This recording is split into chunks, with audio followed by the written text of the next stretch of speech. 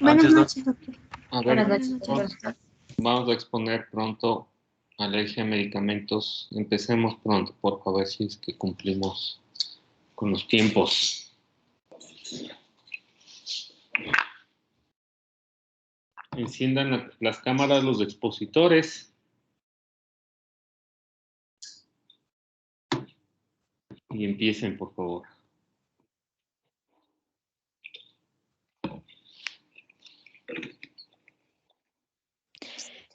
Listo. Buenas noches, compañeros. Buenas noches, doctor. Nuestro grupo va a presentar acerca de las reacciones de hipersensibilidad a medicamentos. Está conformado por Ramírez Francisco, Loaiza Génesis y quien les habla, Ramírez Melanie. Pásale, por favor. Para comenzar con nuestra exposición acerca de las reacciones de hipersensibilidad a los fármacos, es importante brindar una breve introducción acerca de las reacciones adversas a medicamentos, que están representadas por sus siglas RAM. Se define como RAM a la presencia de cualquier efecto perjudicial o indeseado que se presenta tras la administración de un medicamento en dosis que normalmente son utilizadas para el diagnóstico, tratamiento o profilaxis de alguna enfermedad. Estas RAM se van a clasificar en dos tipos. Las de tipo A, que es por aumentado, también llamadas predecibles, son aquellas que dependen de la farmacodinámica del medicamento y se manifiestan como una exageración del efecto farmacológico. Son las más frecuentes, ya que representan entre el 85 y el 90% de todas las RAM, porque estas pueden afectar a todos los pacientes y ocurren a diferentes dosis. También son menos graves, por lo cual tienen menor letalidad. Algunos ejemplos son la bradicardia y el broncoespasmo inducidos por los bloqueadores beta-adrenérgicos como el propanolol. Las de tipo B, B por bizarro o raras, también llamadas imprevisibles, no dependen del mecanismo de acción ni de la dosis del fármaco. Su frecuencia suele ser más baja, ya que solo constituyen entre el 10 al 15% de las RAM, porque afectan solo a algunos pacientes, por grande que sea la dosis que se administre. Estas son mucho más graves y tienen mayor letalidad. Algunos ejemplos incluyen el eritema multiforme y el síndrome de Steven-Johnson asociados al uso de AINES o también el shock anafiláctico tras la administración de penicilinas. Y como se observa en estos ejemplos, a este grupo pertenece la hipersensibilidad a los fármacos. Pásale, por favor. La hipersensibilidad a los medicamentos es un problema creciente que va a afectar tanto a niños como a adultos y en sí sigue siendo poco reconocido y mal diagnosticado. Además, no se ha estandarizado el manejo ni el tratamiento para este tipo de alergias. Entonces, respecto a su concepto, las reacciones de hipersensibilidad a fármacos van a estar representadas por las siglas de HR. Pueden definirse como reacciones que resultan de la estimulación no intencionada de las células inmunitarias o inflamatorias por parte de un medicamento. Durante su curso se va a producir una reacción específica de hipersensibilidad mediada inmunológicamente, es decir, que involucra una respuesta inmune que va a estar caracterizada tanto por especificidad como por recurrencia ante la exposición o reexposición a un fármaco. Como son RAM del tipo B, van a ser respuestas impredecibles e independientes de la dosis y van a incluir mecanismos inmunológicos, así como otros mecanismos que no son inmunológicos. Se pueden clasificar según el momento de aparición de los síntomas, según el mecanismo inmunológico y según el mecanismo de acción. De las dos primeras clasificaciones les salvaré a continuación y de la tercera se explicará junto a la fisiopatología, pero para un pequeño adelanto, estas pueden ser efectuadas por tres mecanismos, que son la formación de aptenos, las reacciones pi y la formación de proaptenos. Pásale, por favor. Ya. Entonces, las DHR se clasifican clínicamente dependiendo del intervalo de tiempo entre la toma del fármaco y el desarrollo de los síntomas clínicos. Y estas pueden ser reacciones inmediatas o reacciones no inmediatas o también llamadas tardías. Las reacciones inmediatas aparecen de 1 a 6 horas después de la ingesta del fármaco y van a ser inducidas por anticuerpos IgE específicos o también la activación directa de mastocitos y basófilos. Estas pueden ocurrir con o sin exposición previa al medicamento y estas engloban múltiples entidades clínicas que incluyen la urticaria, el angioedema y la anafilaxia. En cuanto a las reacciones no inmediatas o tardías, aparecen después de una hora, aunque la mayoría suelen comenzar después de 6 horas y por lo general después de días de iniciado el tratamiento. Estas van a ser inducidas por células T y pueden presentarse con síntomas muy heterogéneos que pueden ser debidos a la afectación de un solo órgano o también puede afectar a múltiples órganos, que sería ya una afectación sistémica. Aquí podemos encontrar la hipersensibilidad de contacto, la dermatitis alérgica de contacto y las reacciones adversas cutáneas graves. En este último grupo, vamos a encontrar ciertos síndromes, como el síndrome de Steven-Johnson, la necrólisis epidérmica tóxica, la reacción a fármacos con eosinofilia y síntomas sistémicos, y el síndrome de hipersensibilidad inducida por fármacos, que en la diapositiva están representadas por las siglas. Pásale, por favor. Ya. Como les mencioné, las DHR también se pueden clasificar según su mecanismo inmunológico en reacciones alérgicas y no alérgicas. Las reacciones alérgicas van a estar mediadas por una respuesta inmunitaria específica a un fármaco que actúa como apteno, que puede dar lugar a todo tipo de reacciones inmunitarias mediadas por la clasificación de Combs y Hell, que incluye 4 tipos de reacciones de hipersensibilidad que se explicarán con más detalle a continuación, pero les voy a dar un pequeño adelanto y un pequeño resumen. Las de tipo 1 son reacciones inmediatas producidas por anticuerpos IgE que van a conducir a la desgranulación de mastocitos y basófilos, pero también van a incluir algunas que involucran mecanismos no IgE. A este tipo de reacciones van a pertenecer las reacciones alérgicas que les expliqué en la anterior diapositiva, las inmediatas. Las de tipo 2 son reacciones citotóxicas mediadas por IgM o IgG que van a estar dirigidas contra un antígeno de la superficie celular. Las de tipo 3 son reacciones de depósito de inmunocomplejos que resultan en la activación del complemento. Y por último, las de tipo 4, que son reacciones tardías mediadas por linfocitos T. A este tipo pertenecen las reacciones no inmediatas que les mencioné. A su vez, estas se van a subdividir en otros tipos de respuestas que van desde la 4A hasta la 4D, que van a depender de las citoquinas producidas y de los otros tipos de células que se involucran durante la reacción. Las de 4A van a implicar reacciones inmunitarias TH1. En las 4B participa TH2. En las 4C, las células T van a funcionar como células efectoras citotóxicas y en la 4D va a haber una inflamación neutrofílica estéril que va a estar mediada por células. En cuanto a las reacciones no alérgicas, este grupo incluye todas las demás reacciones inmediatas sin un mecanismo inmunitario demostrado. Estas suelen ser indistinguibles de las reacciones alérgicas y se producen tras la interacción del fármaco con las células inflamatorias, como los mastocitos, los basófilos o los neutrófilos, mediante mecanismos que estén basados en el efecto farmacológico y en la estimulación directa. En cuanto al efecto farmacológico, un ejemplo podría ser la sobreinhibición de enzimas específicas, como por ejemplo la inhibición de la COX-1 en reacciones producidas por los antiinflamatorios no esteroideos.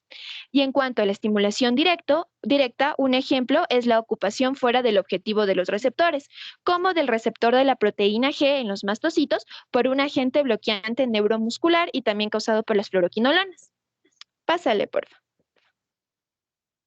Continuando con la epidemiología, las RAM representan del 3 al 6% de todos los ingresos hospitalarios y ocurren en el 10 y al 15% de los pacientes hospitalizados y hacen un 25% de los pacientes ambulatorios. Estas cifras resultan en un aumento de morbilidad, hospitalización prolongada y mayor riesgo de mortalidad. La mayoría de estas reacciones, más específicamente del 85 al 90%, se deben a efectos predecibles y dependientes de la dosis, es decir, son de tipo A. Y entre el 10 al 20% son impredecibles e independientes de la dosis, es decir, son de tipo B. Pásale, por favor. En cuanto a la hipersensibilidad a medicamentos, este representa aproximadamente del 6 al 10% de todas las RAM. Va a ocurrir entre el 1 al 2% de todos los ingresos hospitalarios y en el 3 al 5% de los pacientes que ya están hospitalizados. Respecto a la edad, en los niños las DHR se han informado con una frecuencia relativamente alta.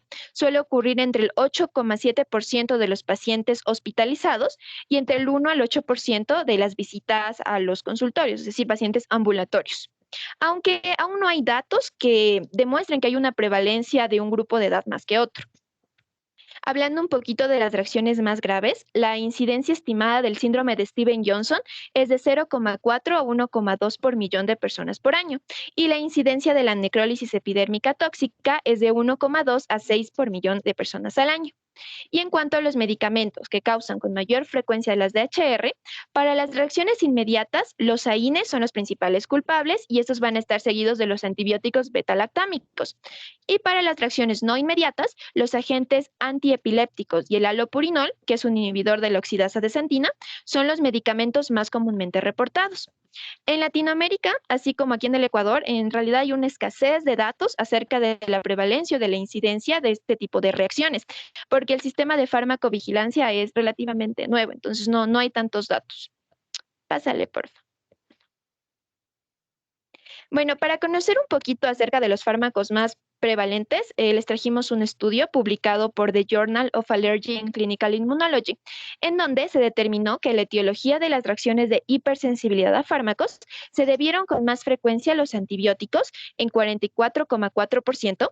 De este grupo, la vancomicina fue el fármaco culpable individual más común, con un 22,1%, y los beta-lactámicos solo representaron del 18,8%.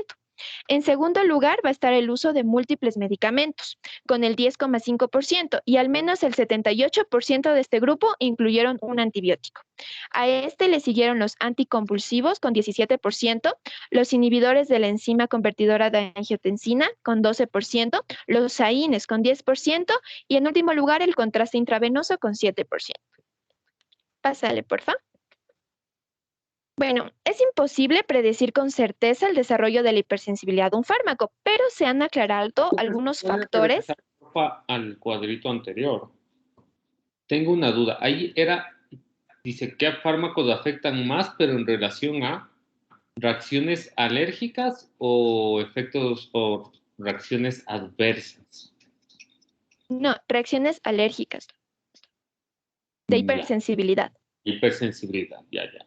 Sí, Porque sí me llama la atención o sea, es interesante esto, ¿no? De hecho, este sí. artículo no lo he leído, pero sí me llama la atención porque de los que, al menos de lo que yo veo en consulta, por lo que consultan aquí en nuestro medio, los fármacos que más alergia reportan o dan son los antiinflamatorios en nuestro medio.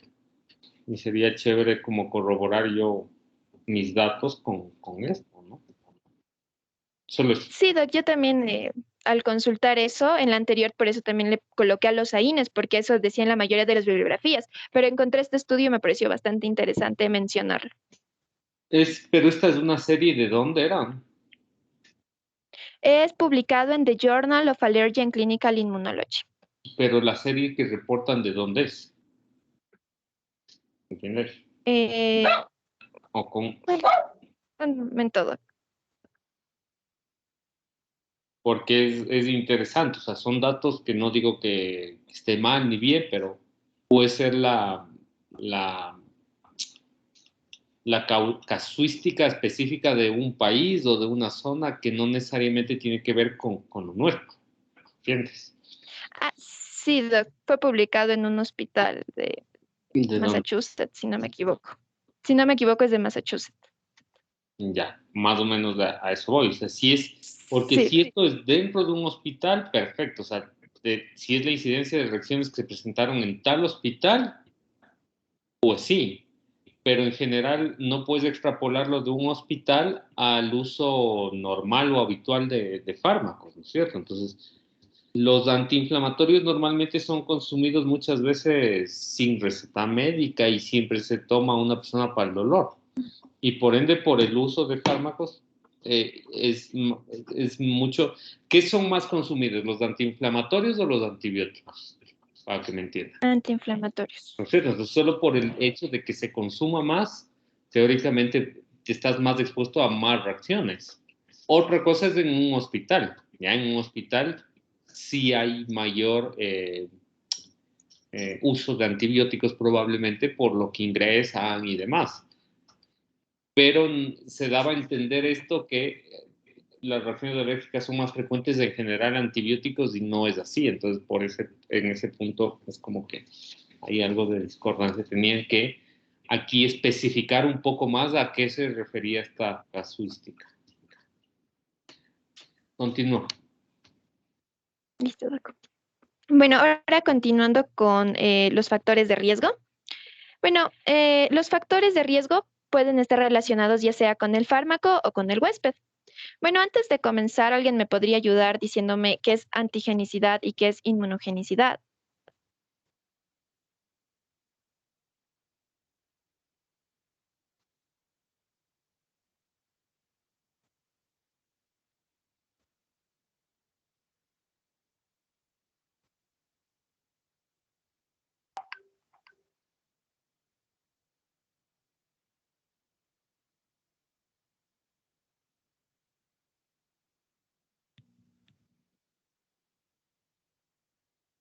Mm, ¿Alguien? Yo te ayudo, ¿ya? Antigenicidad, bueno, era más que todo esta la capacidad de combinarse estas moléculas con anticuerpos o receptores de las células T, pero no necesariamente iban a dar una respuesta inmune. En cambio, la inmunogenicidad era más que todo la capacidad esta sí, de inducir tanto esta respuesta, tanto inmune específica, humoral o celular. Sí. Bueno, entonces, respecto a los factores relacionados con los medicamentos, vamos a tener a la naturaleza del medicamento.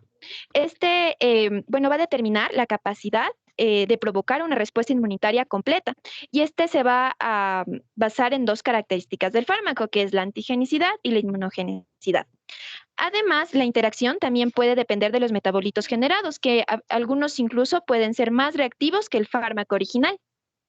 Existen diferencias geográficas respecto a los fármacos que causan más DHR. Por ejemplo, en Estados Unidos, los antibióticos, específicamente la penicilina, las sulfonamidas, las cefalosporinas, los macrólidos, las fluoroquinolonas y los AINES, también los opiáceos y los anestesios locales, son los fármacos que con más frecuencia van a causar anafilaxia. En Europa, los fármacos más frecuentemente implicados van a ser los antibióticos, como las penicilinas, las cefalosporinas y las quinolonas y los AINES. Y en América Latina, los AINES son los fármacos que más causan anafilaxia. Y por último, en China, la causa más frecuente van a ser los antibióticos, seguido de los medicamentos tradicionales chinos. Pásale, por favor. Continuando, tenemos el grado de exposición al fármaco, que va a incluir la dosis, la duración y la frecuencia, ya que se ha informado que ciclos intermitentes de dosis moderadas de un fármaco van a predisponer a la sensibilización al fármaco, mientras que un tratamiento prolongado sin intervalos libres es menos probable que lo haga.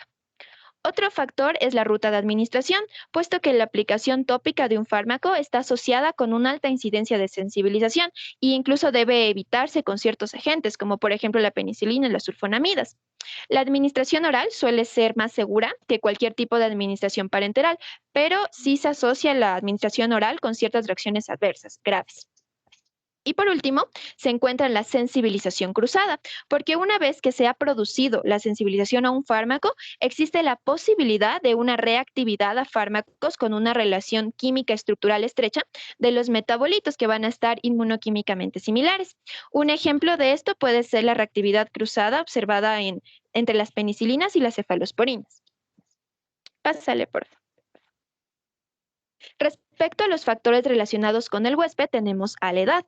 Las DHR, bueno, según esta bibliografía, son menos frecuentes en niños, posiblemente por una inmadurez de la respuesta inmune y al menor consumo de fármacos, mientras que en pacientes de edad avanzada la prevalencia aumenta hasta un 30%, asociándose a reacciones mucho más graves. Esto es porque estos pacientes ya tienen comorbilidades y también tienen un uso de múltiples fármacos, entonces tienen más posibilidad de que se desarrollen estas reacciones.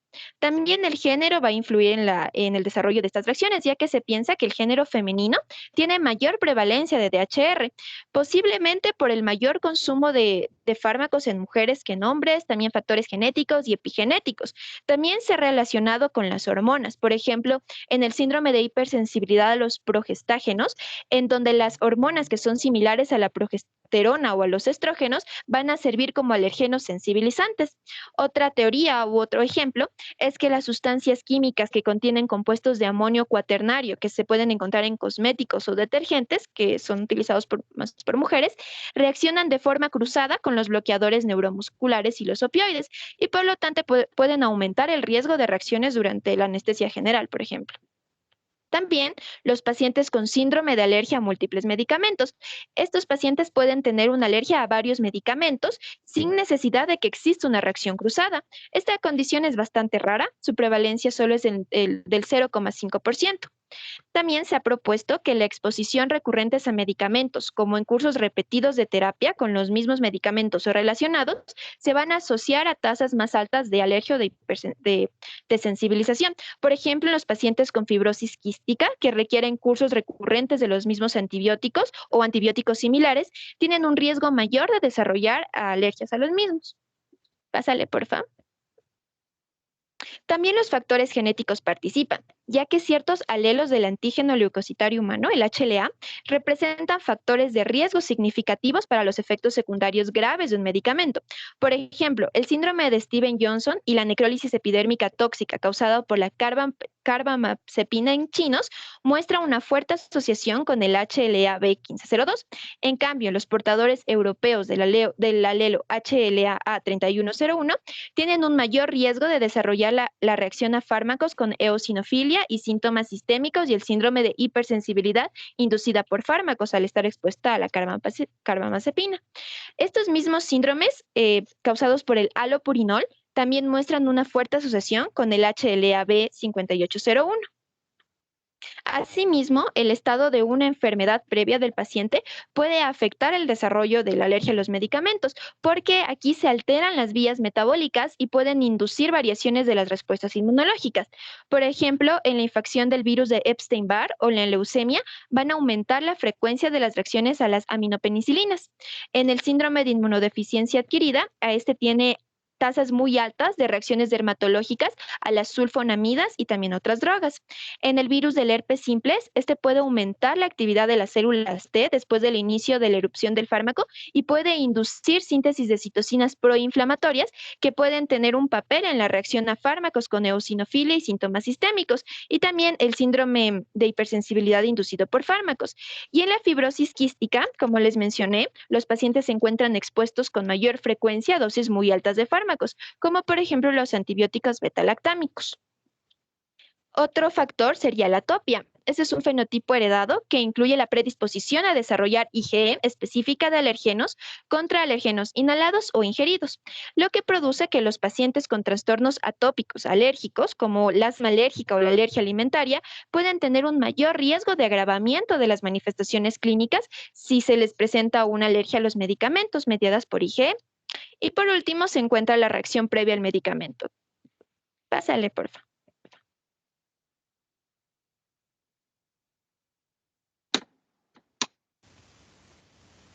Ya, ahora vamos a explicar la fisiopatología. Siguiente, por favor.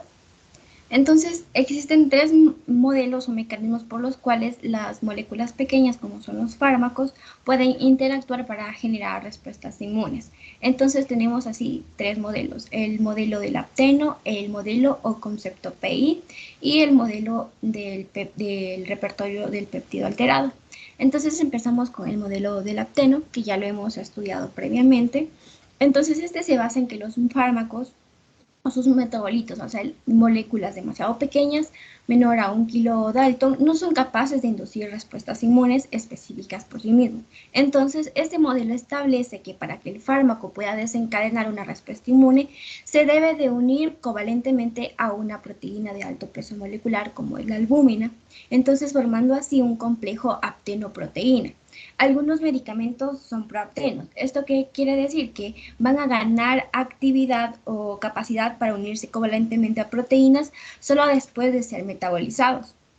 Entonces, transformarse este complejo aptenoproteína van a constituirse neoantígenos que van a ser procesados por las células presentadoras de antígenos y luego presentados a los linfocitos T para que estos induzcan una sensibilización.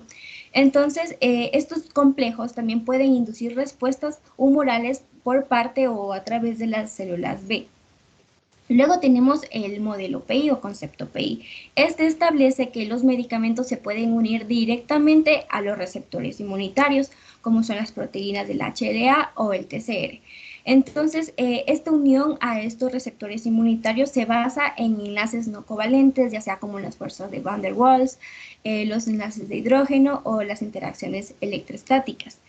Cabe mencionar que al unirse este fármaco directamente no va a unirse a péptidos inmunogénicos que son presentados por el HLA y tampoco van a ser procesados por las moléculas presentadoras de antígenos. Por lo tanto, este fármaco no está actuando como un antígeno o sustituyendo un péptido antigénico. ¿Esto qué quiere decir? Que puede desencadenar una respuesta inmune sin el procesamiento de estos péptidos intracelulares. Luego tenemos el modelo del repertorio péptido alterado. Este se basa en que estas moléculas pequeñas, es decir, los fármacos, se van a unir directamente a la hendidura de unión de la HLA para poder alterar la especificidad que tiene de la unión al péptido. Estos péptidos alterados son vistos como extraños por nuestro sistema inmune y lo que van a dar como resultado es una respuesta por las células T que va a terminar posteriormente en un síndrome de hipersensibilidad a fármacos. Siguiente, por favor.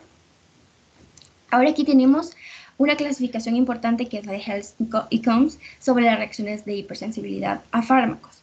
Entonces, vamos a tener 4 tipos de hipersensibilidad y la hipersensibilidad de tipo 4 se va a clasificar a sí mismo en 4 tipos. Entonces, comencemos por la tipo 1, que es bien conocida como hipersensibilidad inmediata, y en esta van a incluir un grupo heterogéneo de enfermedades, las cuales la respuesta inmediatoria se está mediada por la IgE. Entonces, esta va a estar relacionada con una sensibilización a los alérgenos dependientes de los linfocitos TCD4, los cuales tienen una producción de citocinas de tipo TH2, es decir, citocinas tipo interleucina 4, 5, interleucina 13, entre otras. Entonces, aquí los alérgenos, es decir, el fármaco va a penetrar ya sea a través de la piel o por las mucosas del aparato respiratorio o del tracto gastrointestinal y van a ser captados por las células presentadoras de antígenos. Después de la presentación de estos alérgenos, los linfocitos TCD4 estimulados adquieren un patrón de producción de citocinas TH2, como mencioné, que va a ser encargado de inducir a los linfocitos B específicos para el alérgeno a que estos hagan un cambio de isotipo particular, de manera que van a producir IgE específica. Luego, esta IgE específica se va a unir a los receptores de alta afinidad que se encuentran en los mastocitos y en los basófilos y van a quedar así sensibilizados. Esto ocurre en la primera exposición con el alérgeno. Luego, al volver a exponerse, el entrecruzamiento de los receptores de alta afinidad para la región FC de la inmunoglobulina E, que se encuentran en mastocitos y basófilos, que están sensibilizados por el alérgeno de fármacos obtenados, pues va a provocar una activación celular y también la desgranulación de estas células, en donde se va a liberar histamina, triptasa, heparina y entre otras. También se van a liberar otras proteínas proinflamatorias muy importantes como los leucotrienos, las prostaglandinas y también el factor activador de las plaquetas. Luego tenemos el tipo 2 o la reacción de tipo 2. Estas reacciones de tipo 2 van a resultar de la formación de anticuerpos IgE fijadores del complemento, que son típicamente de IgE1 e IgG, las cuales se van a unir a los receptores FC que se encuentran en los macrófagos y también en las células natural killer de los granulocitos y de las plaquetas. Y aquí van a formar inmunocomplejos y van a interaccionar con receptores del complemento de estas células. En estas reacciones lo que puede ocurrir son 2 cosas. Lo primero es que el anticuerpo se dirija contra los antígenos de la membrana celular y segundo es que se produzca una activación del complemento inmunitario en la superficie de las células. Ambos pueden llevar o generar una destrucción o un secuestro celular que va a afectar específicamente o típicamente a los eritrocitos, a los leucocitos, a las plaquetas y también a las células precursoras de la médula ósea. Por lo tanto, va a producir enfermedades como la anemia hemolítica, la trombocitopenia y neutropenia inducida por fármacos, ya que destruye y mata estas células. Luego tenemos el tipo 3. Al igual que las reacciones de tipo 2, estas se van a desarrollar con mayor frecuencia cuando hay una administración prolongada y a dosis altas del fármaco. Entonces, este fármaco va a actuar como un antígeno soluble y se va a unir a la IgE específica del fármaco. Estos pueden también formarse y precipitarse pequeños complejos inmunitarios en varios tejidos, pero principalmente en vasos sanguíneos, en articulaciones y también en los glomérulos renales. Estos complejos inmunes van a activar el complemento, por lo cual se van a generar productos de degradación del mismo como el C3A, el C4A y el C5A, lo cual va a generar que haya una desgranulación local de los mastocitos, que como sabemos esto va a generar que aumente la permeabilidad muscular y la quimiotaxis de neutrófilos y monocitos. Por último, estos neutrófilos y monocitos reclutados también intentan eliminar estos complejos inmunes uniéndose a la molécula C3b del complemento y liberando así enzimas líticas que van a generar lesiones tisulares. Este es el típico caso que ocurre en las vasculitis y la enfermedad del suero. Luego tenemos finalmente a la tipo 4. Según el modelo optenoportador que ya les expliqué, al reintroducir un nuevo medicamento para las células T de una persona que ya ha sido sensibilizada, va a provocar nuevamente un complejo optenoportador y la reestimulación consecuente de las células T sensibilizadas. Esto va a generar una respuesta inmune efectora, que puede ser de varios tipos, que van del tipo A al tipo D. Entonces, empezando por el tipo 4A, estas respuestas van a ser de tipo TH1. Esto significa que las células TH1 van a activar a los macrófagos a través de secreciones de grandes cantidades de interferón alfa. Estas también son coestimuladoras para las respuestas proinflamatorias producidas por el factor de necrosis tumoral alfa y la interleucina 2, y también van a coestimular las respuestas de las células TCD8. Luego tenemos el tipo 4B. Estas son reacciones de tipo TH2. Entonces aquí las células TH2 van a secretar la interleucina 4, la interleucina 5 y la interleucina 13. La interleucina 5 lo que va a hacer es que aumenta la producción y el reclutamiento de los eosinófilos, mientras que la interleucina 4 y la interleucina 13 lo que van a hacer es favorecer a que los linfocitos B se diferencien o hagan un cambio de isotipo a IgE específica.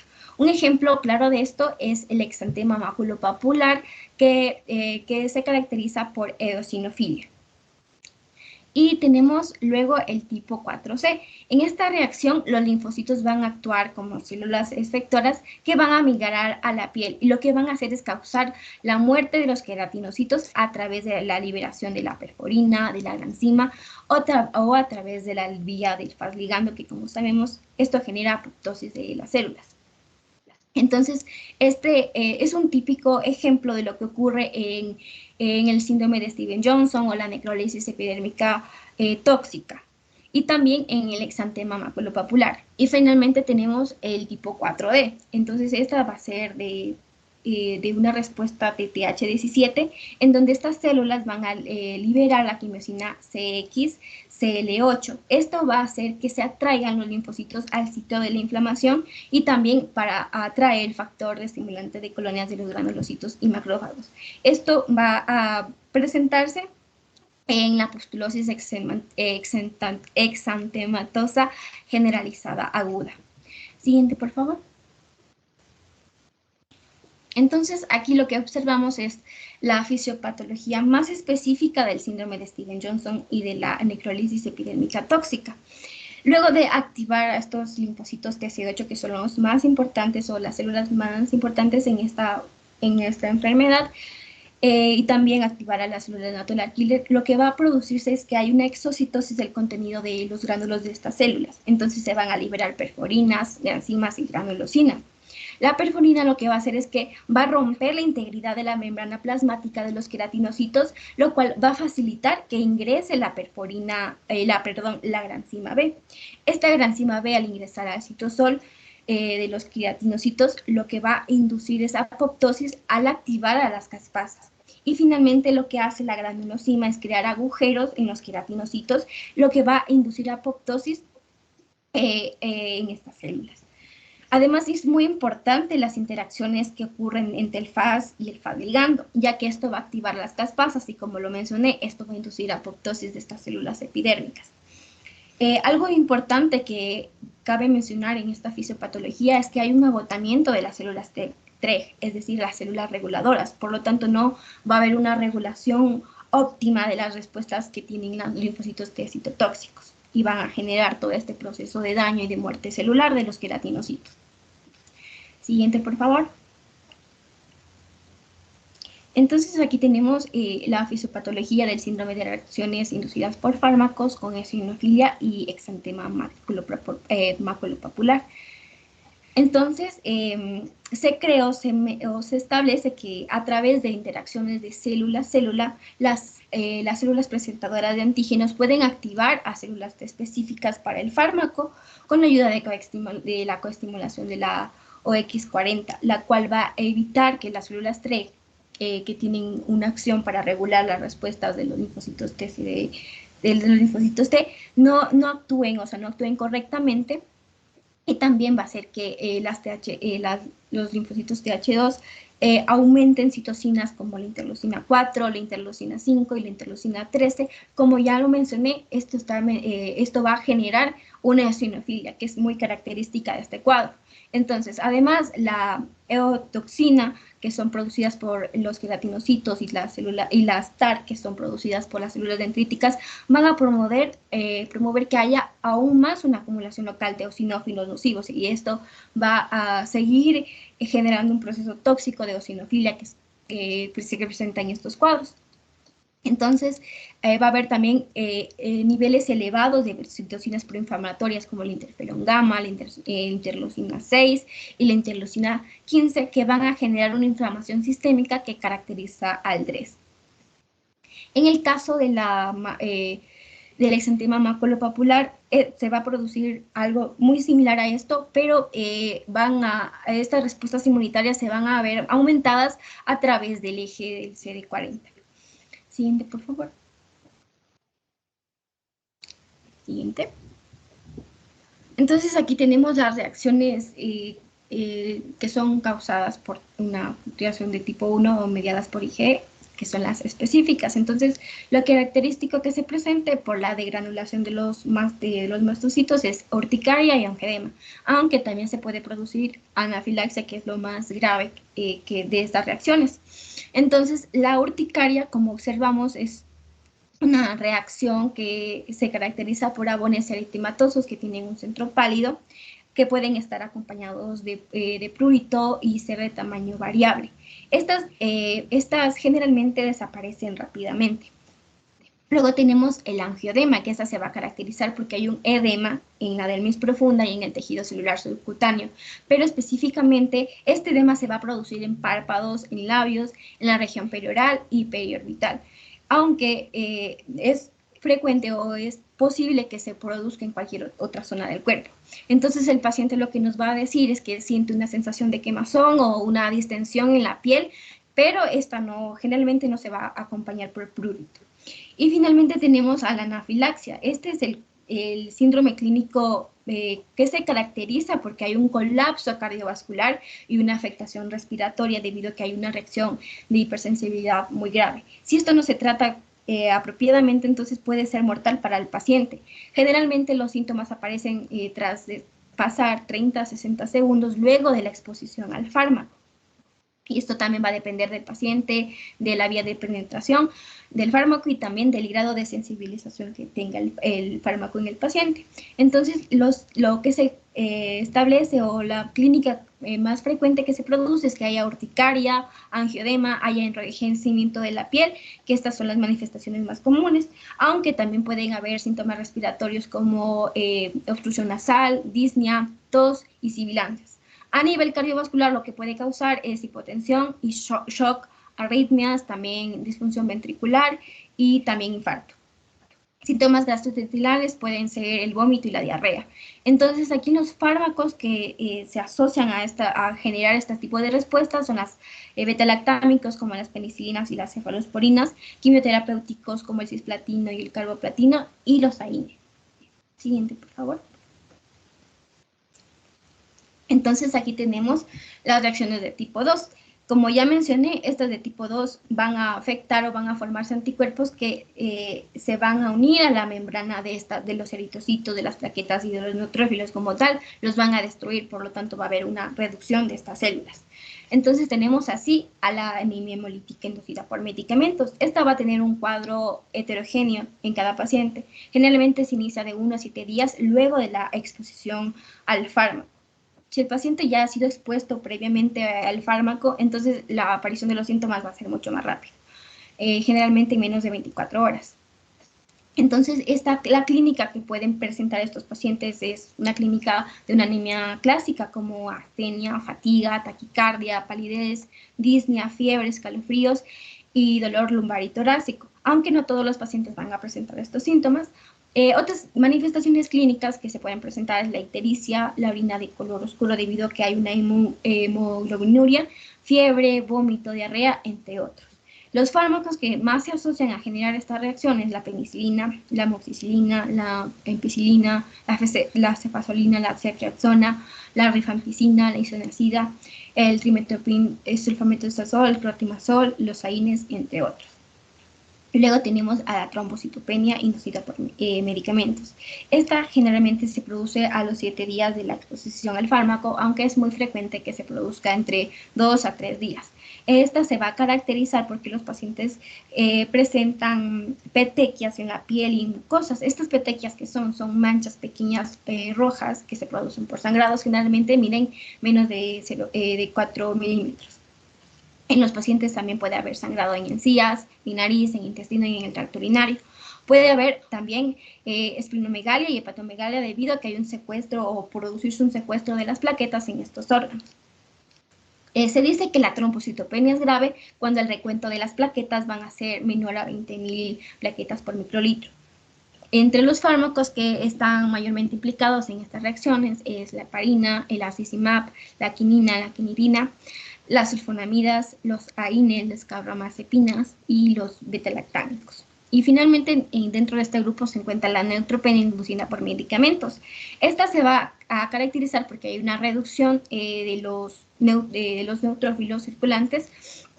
Específicamente hay un recuento menor a 1.500 microlitros menor a 1.500 neutrófilos por microlitros para decir que se trata de una neutropenia. Esto también se puede clasificar según su gravedad. Entonces, la leve va a haber un recuento de 1.000 a 1.500 neutrófilos y aquí es poco probable que hayan síntomas de infección. Luego se encuentra la moderada, que hay un recuento de 500 a 1.000 y aquí ya aumenta como tal el riesgo a que se produzcan infecciones. Y finalmente las graves, que hay un recuento menor a 500. Entonces aquí ya el riesgo se va a aumentar bastante a que el paciente desarrolle infecciones. Entonces también puede producirse síntomas clínicos de una infección como una fiebre, la estomatitis, faringitis, neumonía e incluso sepsis.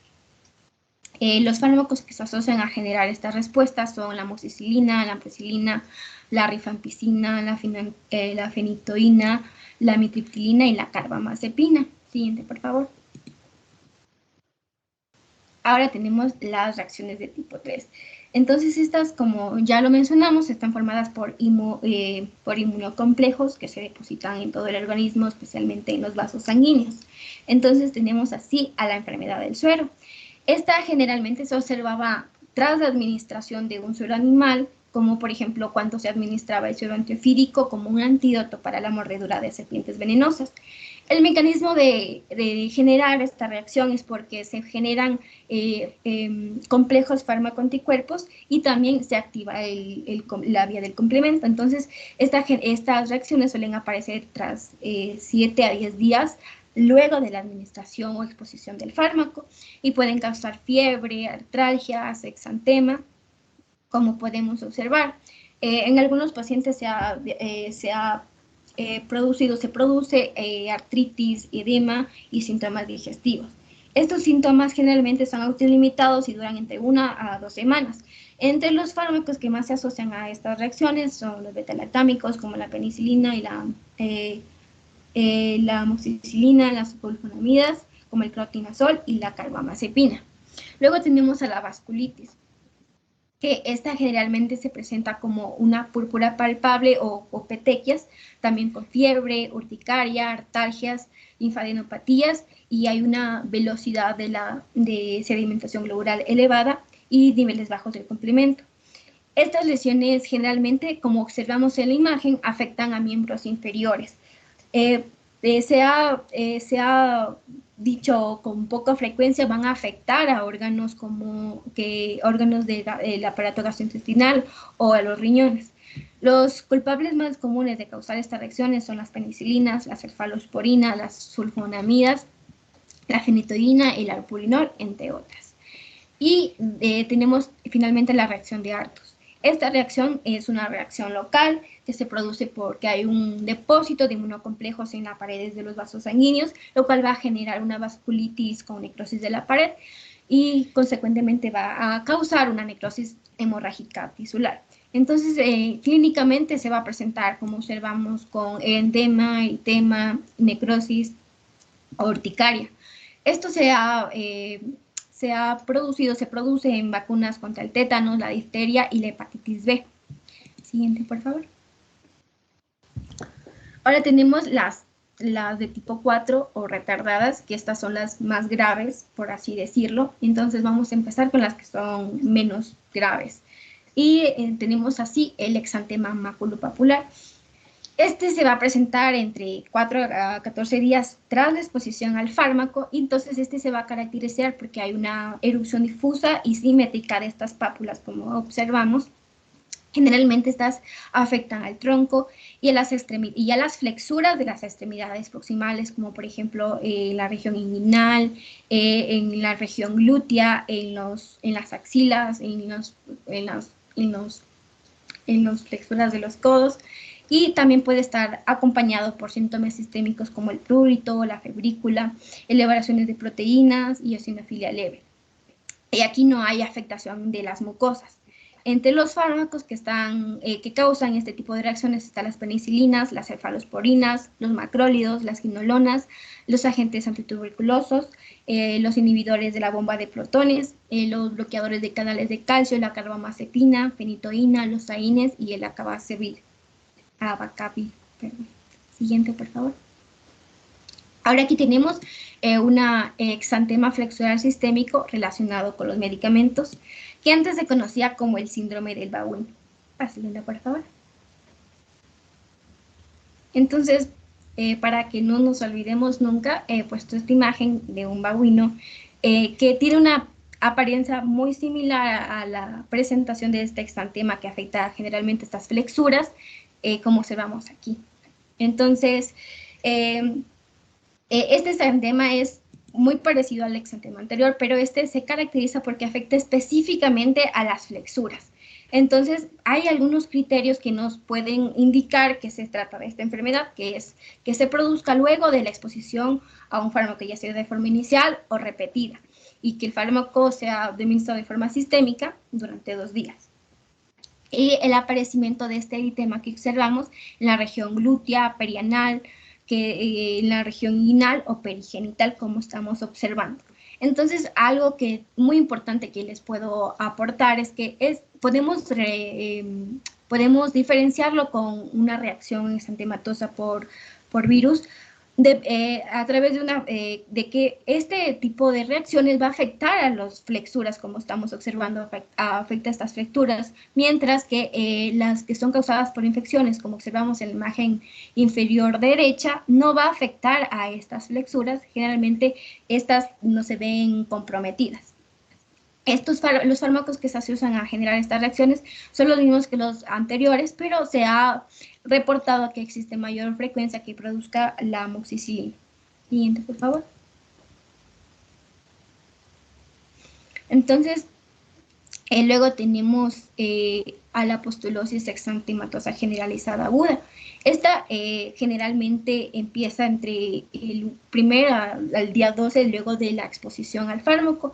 Entonces empieza con una erupción cutánea en la cara y en regiones interdigitosas, las cuales luego, al transcurrir las horas, va a diseminarse con una distribución difusa e irregular. Entonces, al inicio se presentan pequeñas pústulas, como estamos observando en esta imagen, que tienen o están acompañadas con edema y eritema, y generalmente son dolorosas y tienen ardor o picazón. Durante la fase aguda puede haber o suele haber una fiebre por encima de 38 grados centígrados, leucocitosis que se caracteriza por un recuento de neutrófilos mayor a 7.000 neutrófilos por microlitro y una eosinofilia leve. Puede acompañarse también de edema facial y lesiones inespecíficas como púrpura, entre otras. Entre los fármacos que están involucrados en generar esta pustulosis exantematosa generalizada aguda son los bloqueadores de canales de calcio, los antipalúdicos, la hidroxicloroquina, las quinolonas, las aminopenicilinas, entre otros. Siguiente, por favor. Entonces aquí tenemos el síndrome de Stevens-Johnson y la necrólisis epidérmica tóxica.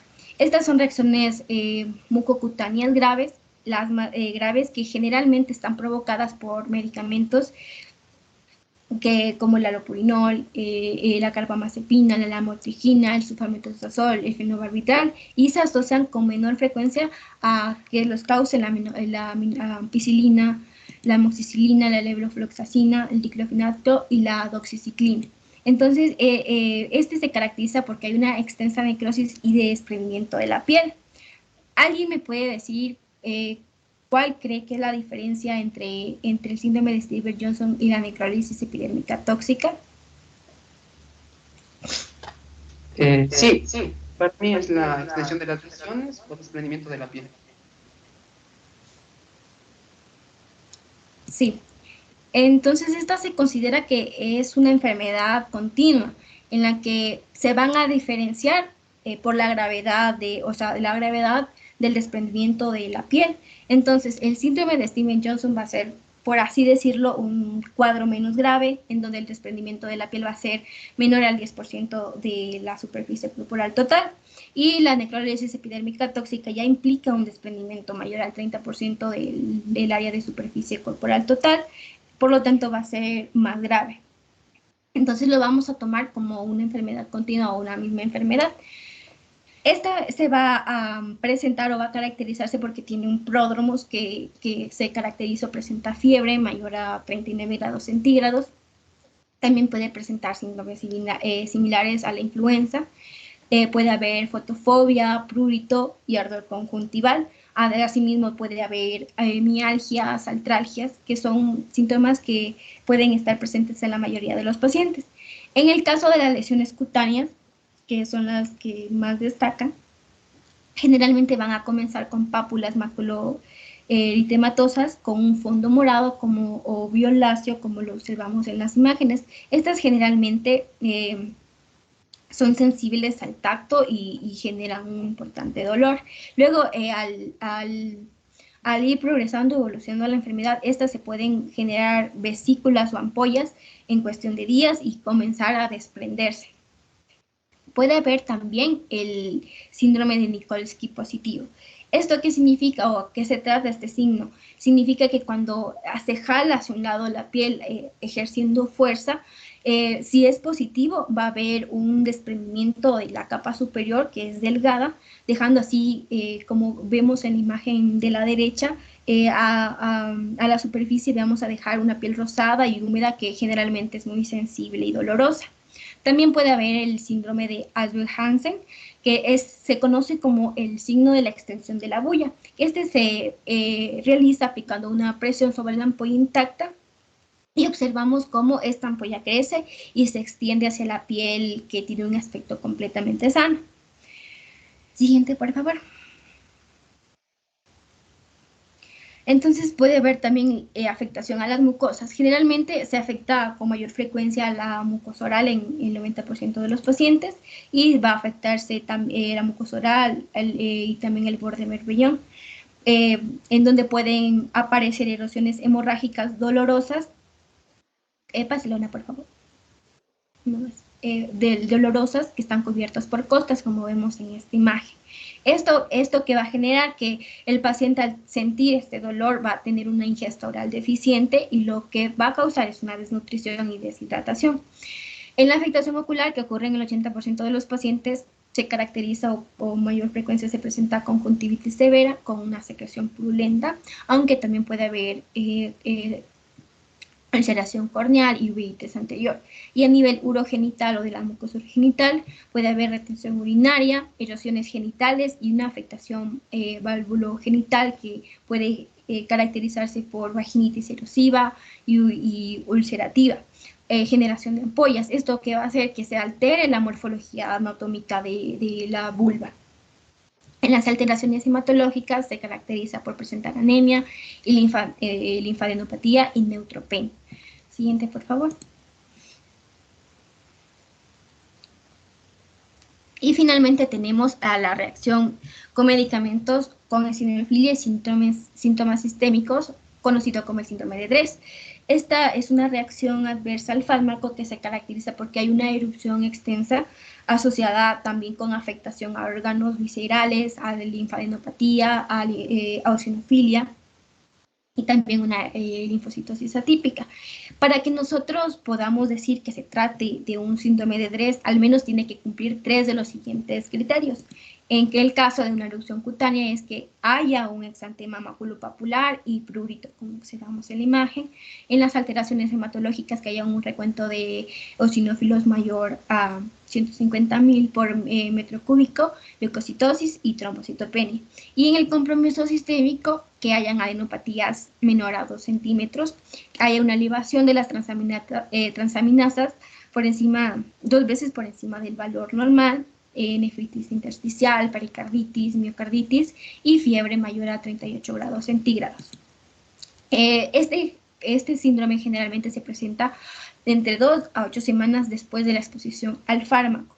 Existen medicamentos que tienen alto riesgo de generar estas reacciones como el alopurinol, la carbamazepina, la fenitoína, la lamotrigina, el fenobarbital y otros que se asocian con un menor riesgo como los AINES, la ampicilina, la amoxicilina y también la fluoxetina. Siguiente, por favor. Algo muy importante aquí es que generalmente en este síndrome se produce una reactivación del herpes virus tipo 6, 7 y el virus del Epstein-Barr. Siguiente. Listo. Buenas noches, compañeros. Buenas noches, doctor. Siguiendo pues con el diagnóstico de pacientes con ya la sospecha de hipersensibilidad a fármaco, en base a las manifestaciones que ya nos lo mencionó Gene, vamos a tener esta sospecha clínica y pues según estas y dependiendo del fármaco del que sospechamos vamos a poder hacer un diagnóstico definitivo como les iré explicando. ¿Para qué necesitamos un diagnóstico definitivo? Pues para tomar las medidas preventivas adecuadas y no causar algún prejuicio en el paciente. Hay que tener en cuenta que pues llegar a este diagnóstico definitivo es complejo y puede llevar mucho tiempo. Debe ser realizado por personal capacitado y a veces pues no está estandarizado para muchos medicamentos. En sí, pues el diagnóstico se basa en estos 4 pilares que les he puesto aquí. Una historia clínica completa, como la mayoría de enfermedades, pruebas cutáneas estandarizadas, que pues también se las conoce como pruebas in vivo, y que pues entre estas les adelanto que tenemos la punción cutánea, la intradérmica, la prueba de parches, y que se van usando dependiendo del tipo de reacción, como veremos más adelante. También tenemos la prueba de provocación a las drogas y las pruebas de laboratorio in vitro. Aquí destacar que pues, el no llegar a un diagnóstico definitivo y clasificar a una persona como un alérgico o que tiene hipersensibilidad a un medicamento basándose solo en el historial que tiene el paciente trae sus consecuencias, ya que pues, las opciones del tratamiento del paciente pueden limitarse y el medicamento que se evita pues, puede ser indispensable para su uso. Pásale, por favor. Bueno, en cuanto a la historia clínica, pásale, por favor.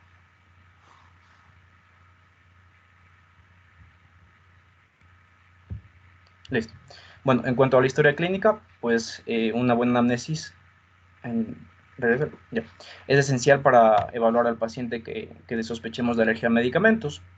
En sí nos ayuda como una guía para ir eligiendo pues, las pruebas diagnósticas que que vamos a ir dando con los siguientes pasos. También para clasificar si la reacción del paciente es pues de tipo inmediato o tardío, y evaluar también si el paciente se encuentra en algún tipo de riesgo. Y pues también para el posterior manejo. En sí, entre los principales puntos que debemos destacar y preguntar en la historia clínica, pues es la fecha de la reacción, el nombre del medicamento que sospechamos y el motivo por el cual se prescribió ese medicamento. Aquí pues destacar que a veces es posible que los pacientes no se acuerden de los medicamentos que tomaron, o pacientes sobre todo que han estado en unidades de cuidados intensivos hospitalizados no saben lo que se les administra. Ya, también es importante obtener el número de las dosis que ha tomado el paciente antes que ocurriera la reacción, el intervalo de tiempo entre la última dosis y el inicio de la reacción, porque como vimos, ¿no? Ya nos han explicado síntomas y signos como la urticaria, el prurito, particularmente si ocurren menos de 1 hora después de recibir el medicamento, pues nos guiarían más a una reacción de tipo inmediato. También la naturaleza y la descripción detallada de los síntomas de la reacción, todo lo que ya nos explicó Gene, y el tratamiento necesario que se recurrió para resolver a la reacción en el caso de que se haya resuelto, ya que pues una respuesta inmediata a los antihistamínicos o ya sea la epinefrina podría pues sugerirnos a una reacción de tipo inmediato. También es importante preguntar el tiempo de recuperación, ya que pues igual una resolución más rápida nos sugería un tipo inmediato.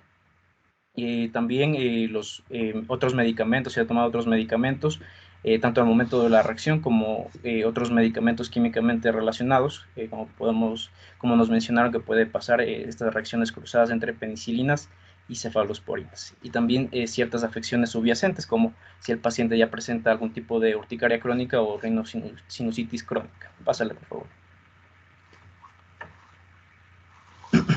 Bueno, empecemos con las pruebas cutáneas. Estas pues son de suma importancia para la evaluación de las reacciones de hipersensibilidad a medicamentos en los pacientes y son el método más utilizado para determinar la sensibilización.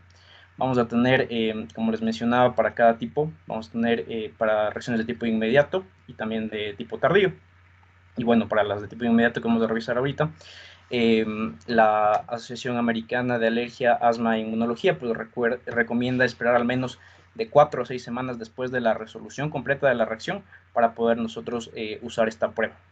¿Por qué? Pues debido al agotamiento que puede tener el mastocito y conducir temporalmente pues a reacciones falsas negativas. También pues esto nos permite la resolución del cuadro del paciente, de los síntomas y la eliminación del fármaco de una manera completa en el organismo del paciente. Estas pruebas cutáneas están indicadas, como su nombre dice, pues si la reacción que sospechamos ya desde la historia clínica del paciente tiene características como una reacción inmediata. Nos sugiere la anamnesis del paciente un mecanismo mediado por IgE. Aquí pues entre estas podemos ya sospechar, como ya nos lo mencionaron antes, pues urticaria, si tiene angioedema o algún tipo de anafilaxia.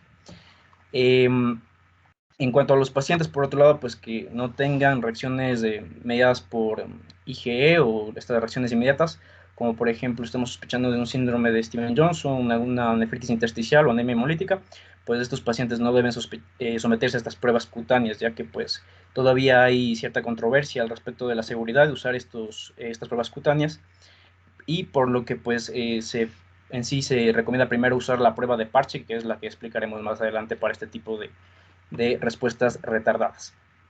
Entonces, en sí, estas pruebas cutáneas de tipo inmediato consisten en sí en un bioensayo que se realiza en la piel, ¿no? Y que detecta la presencia de anticuerpos IgE específicos de un fármaco en específico en los mastocitos de los pacientes. Para estas pruebas, pues tenemos dos que se las usa, que igual veremos un video más adelante para que vean cómo se las hace. Tenemos las pruebas de punción cutánea, que se llama en inglés como las skin prick test, que ya hemos estado viendo, y también a las pruebas intradérmicas que se realizan después de la punción cutánea. Ya, estas pruebas están validadas y como habrán escuchado o leído, pues se realizan con mayor frecuencia para la alergia a la penicilina y que incluso pues tiene un protocolo estandarizado. Pero también, pues como veremos más adelante, existen concentraciones no irritantes para otros fármacos y que también se pueden usar en las pruebas cutáneas. Hay varias consideraciones generales a tomar en cuenta para la realización de estas pruebas cutáneas. Se recomienda que, pues, como les mencioné, se debe ser realizada esto por un personal que sepa hacerlas, que esté capacitado, en un entorno controlado y con preparación para tratar posibles efectos graves como puede ser una anafilaxia.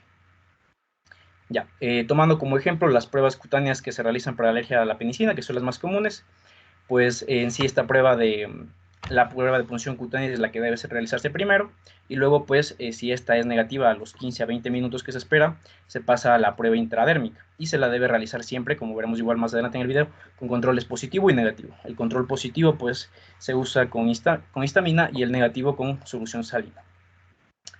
Ya esta prueba específicamente de la penicilina se usa con determinantes antigénicos clínicamente relevantes que ya son conocidos, como son los que podemos tener en el cuadro que les he traído ahí, que son pues el peniciloil policina y la penicilina G, que se diluye a aproximadamente 10.000 unidades por mililitro y se la usa.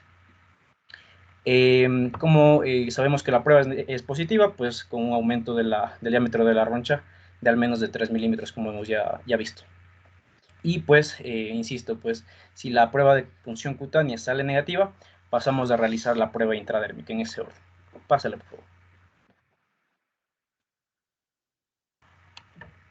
Bueno, aquí está lo que les ofrecí, las recomendaciones hechas por la Academia Europea de Alergia e Inmunología Clínica, de las concentraciones no irritantes de otros fármacos que también pueden ser utilizados en las pruebas cutáneas. Todos estos grupos de fármacos se encontró que pues tienen evidencia suficiente para hacer estas recomendaciones sobre las concentraciones en la piel. Y vamos a tener las concentraciones para la prueba cutánea para antibióticos beta-lactámicos, que son los que ya les presenté anteriormente, y también sumado a esto, pues también de la amoxicilina, de la ampicilina y las cefalosporinas. Igual otros fármacos perioperatorios, que se usan para perioperatorios, como el tiopental, propofol, ketamina. Todos esos, pues, son las recomendaciones que hace este organismo. Pásale, por favor.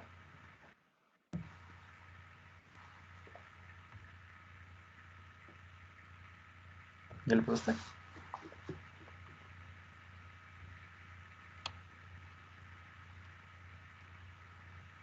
Ya. Y pues también las concentraciones de prueba no irritante para otros tipos de drogas, como tenemos anticoagulantes, sales de platino, AINES, ciertos anticuerpos monoclonales y otros tipos de fármacos. Y a la derecha pues vamos a tener que, bueno, en el artículo también se presentaban algunos medicamentos para lo que el valor de las pruebas cutáneas no ha sido todavía suficientemente demostrado y no es posible pues recomendarlos ni usarlos en las pruebas cutáneas. En el caso de estos fármacos, pues hay que ir directo a la provocación de fármacos, que es el siguiente paso de las pruebas cutáneas. Entre estos...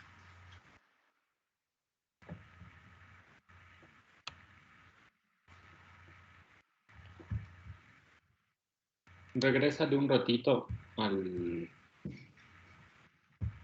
de penicilina, solo para hacer una hincapié. Está bastante bien hasta ahora, pero...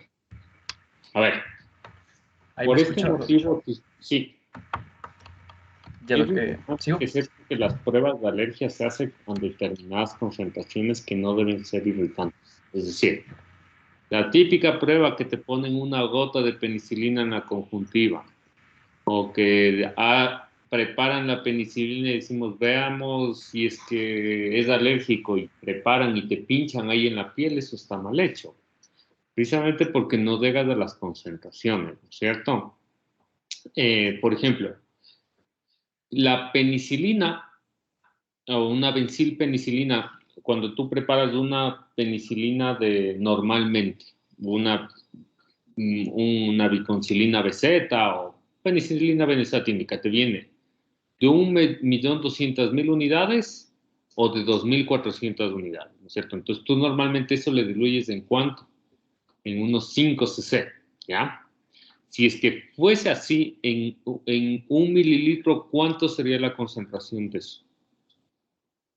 Es decir, 1.200.000 unidades dividido para 5, ¿cuánto es?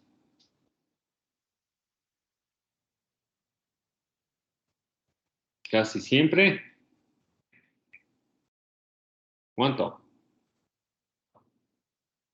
1.200.000 para 5. Pues ni las matemáticas del resto que está conectado no están viendo otra cosa. O están festejando el San Valentín por ahí. Así veo que ya se están yendo un montón. Empezamos y ahora estamos 42.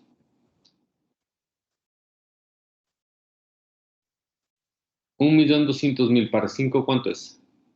240.000, Doc. 240.000. 240.000. Entonces, en 1 mililitro tú tienes 240.000 unidades de benzilpenicilina. ¿Y cuánto te dice que debe ser la concentración? Es de 10.000 unidades internacionales por mililitro. ¿Ya? Entonces, obviamente le estás inyectando un montón y a todo el mundo se le puede irritar y obviamente dar una reacción falsa positiva, ¿cierto? Lo mismo, si es que preparas un frasco de ampicilina, se te tiene de 1 gramo la ampicilina. Si le diluyes en 5 miligramos, en 5 mililitros, antes de ponerle, vas a tener una concentración de 200 miligramos por mililitro. Y ahí, mira, la prueba tienes que hacer 10 veces menos. Es 20 miligramos por mililitro. Entonces, es importante que no se hagan así a la empírica porque dices, no, yo sí le hice la prueba y obviamente el paciente ve que le pinchas y en realidad lo que le hiciste fue irritarle, ¿no es cierto? Eso es algo que deben tener en cuenta y eso con todos los fármacos, esto bueno, los alergólogos manejamos y tratamos de hacer con los que se pueden hacer pruebas y demás. Porque como bien lo comentaron, no con todos pueden hacer. Pásale la siguiente. Ahí están una lista bastante clara donde obviamente para hacer estas pruebas cutáneas tú necesitas fármacos parenterales.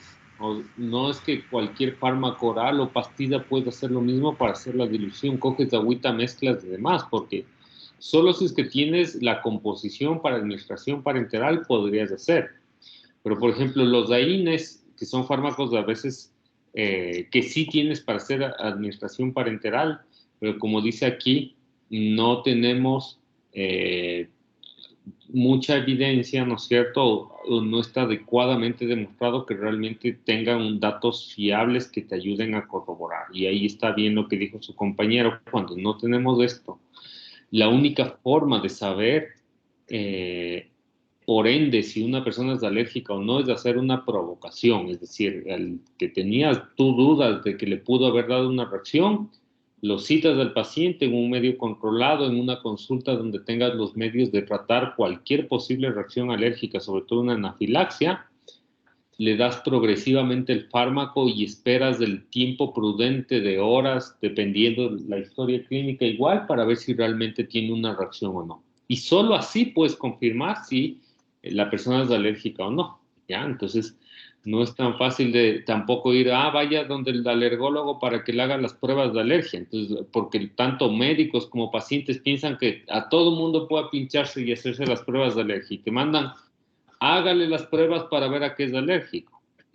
Entonces, en este contexto, tú debes hacer pruebas de alergia o un estudio alergológico en una persona que obviamente tiene una historia clínica que avala eso, ¿no? Porque también vienen a veces los pacientes, vengo a que me hagan mis pruebas de alergia y quieren que les pinche lo que sea, y si nunca tuvieron una reacción no está bien, o sea, no hay algo clínico que justifique. Y tampoco se justifica si, por ejemplo, te dio una reacción con penicilinas, que te hagan por si acaso con todo el resto de fármacos a ver si sucede o no, porque como muy bien lo explicaron, la fisiopatología es específica en este caso del fármaco que va a reaccionar o va a ser reconocido como extraño, ¿cierto? Entonces, lo que debe estudiar más o menos es el grupo de fármacos, a veces o incluso dependiendo de la reacción ni eso, ¿ya? Solo esos detalles. Continúen, por favor. Listo, ya volvió mi internet, mil disculpas. Ya, siguiente, por favor. Ya, entonces a continuación vamos a ver de una manera más práctica cómo se deben realizar estas pruebas cutáneas, tanto la punción cutánea como la intradermal.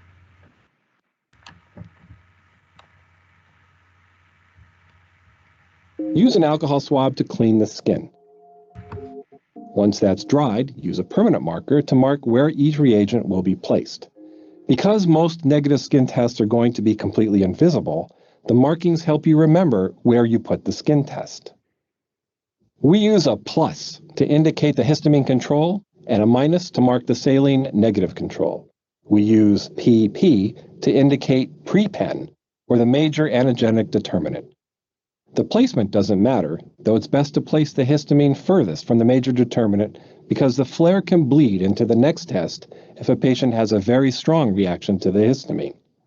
Take the applicator from the reagent, then place the applicator on clean, dry, intact skin. You need to apply a little bit of pressure to break the epidermis. A small drop of the reagent is going to sit on top of the skin and be absorbed through the small punctum you've created. Repeat with the other reagents. Set a timer for 15 to 20 minutes before interpreting the results. The test is interpreted by comparing the reaction to the major determinant with the reactions to the histamine and saline controls. Begin by blotting off extra reagents from the skin. Using a reaction measurement guide, measure the size of the wheel and the flare across the widest diameter at each site. Listo, entonces como les decía, es positivo si mide más de 3 milímetros. Ponle nomás el siguiente. The next step after negative skin testing is intradermal testing before proceeding to the final step, the oral amoxicillin challenge. Each step increases the negative predictive value of penicillin allergy testing. The skin preparation and placement of the markings are the same, except you don't have to place an intradermal histamine control. For intradermal testing, only sterile reagents and vials are used, drawn up into tuberculin syringes. The technique is similar to that used for placing a PPD. Inject a tiny amount of reagent, approximately 0.02 milliliters, just below the epidermis to raise a tiny bleb. After placing the blebs, wait 15 to 20 minutes and interpret the results using the same criteria as the skin prick test.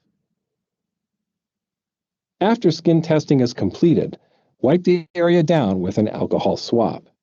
You can apply topical diphenhydramine or hydrocortisone to relieve itching from a positive test.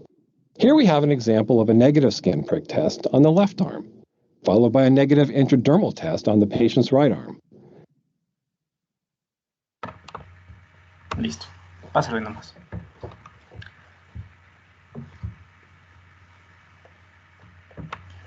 Ya, sigue un poco lento, supongo que ya lo pasaste. Ahora tenemos las pruebas cutáneas para reacciones retardadas, para las cuales pues tenemos las pruebas de parche sobre todo.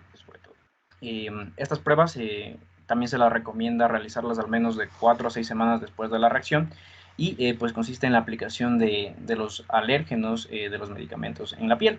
Mediante esto pues el fármaco original o el metabolito, como nos lo mencionó Gene, penetra en la epidermis, donde pues se conjuga y forma de una forma covalente o no covalente, se une a las proteínas del huésped para formar en sí el antígeno. Ya, en sí, esta pues, como su nombre lo dice, se usa para descubrir los medicamentos responsables de cuadros de tipo 4, como por ejemplo la dermatitis de contacto y otras reacciones. En sí, pues la técnica consiste en la aplicación de la concentración no irritante más alta de un fármaco en un vehículo soluble, como la más utilizada es la vaselina, y que pues se hace una dilución aproximadamente de 10%, o también que se puede utilizar agua. Y este preparado se deja reposar durante 48 horas en los pocillos de parche comerciales de estándar, los que se usan, y después se lo fija con una cinta hipoalergénica. Sobre todo se recomienda pues que sea en la espalda, pues para evitar la eliminación accidental durante las actividades diarias. Otra de las recomendaciones que nos dan es que pues debe ser en zonas donde no dé la luz solar, ya que pues esta radiación ultravioleta puede afectar también la reactividad de la prueba. Después pues se retira la cinta y la primera lectura se hace a las 48 horas y después con lecturas adicionales a las 72, 96 horas y después a una semana. Otras recomendaciones que se hacen para esta prueba es que pues, si el paciente está tomando corticosteroides o otros inmunosupresores, estos deben suspenderse al menos un mes antes porque también pueden afectar la reactividad de la prueba. ¿Ya? En sí, estas pruebas de parche se han utilizado para casos de exantema maculopapular y también a reacciones cutáneas graves con síntomas sistémicos, la SCAR. Aunque todavía hay y existe una preocupación por la reactivación del SCAR o también provocar una reacción localizada significativa en el sitio de la prueba del parche, por lo que pues solo debe considerarse en las SCAR si hay múltiples medicamentos involucrados en la reacción o si el fármaco que se quiere evaluar es la única opción de tratamiento para el paciente y ya no hay más otros fármacos disponibles. Pásale, por favor. Después de la prueba de parche, pues para las pruebas retardadas también tenemos la prueba intradérmica. Esta pues tiene el mismo principio, se lo usa de la misma manera. Y lo único diferente es que pues se hace una lectura tardía, ya que pues la inflamación local y el eritema puede llegar a ocurrir después de 24 horas hasta después de 94 horas. Esta técnica bueno, tiene ciertas ventajas en comparación a las pruebas de parche, ya que pues tiene una preparación más sencilla, sin la necesidad de compuestos especiales, y también porque no hay la necesidad de que el parche permanezca intacto en la espalda, por ejemplo, del paciente durante 48 horas. Algo a tomar en cuenta es que pues, para este tipo de pruebas aún no se ha establecido la sensibilidad y la especificidad para este tipo de reacciones retardadas, pero en sí pues la prueba ha sido útil en el diagnóstico de reacciones tardías no graves inducidas por antibióticos betalactámicos, también por medios de radiocontraste, heparinas y agentes biológicos. Pásale, por favor. Ya, para las pruebas de laboratorio, pues tenemos pruebas generales que pueden pues incluir un hemograma completo con un diferencial centrado en el recuerdo de eosinófilos, de enzimas hepáticas y sobre todo pues el nivel de triptasa sérica, que nos sirve como un marcador de anafilaxia. En sí, pues, si esta triptasa sérica es mayor a 11.4 nanogramos por mililitro, pues se confirma que el paciente puede tener una anafilaxia.